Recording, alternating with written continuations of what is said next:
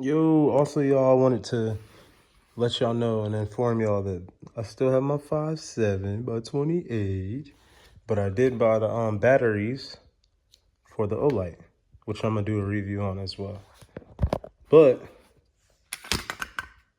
to ensure this is clear,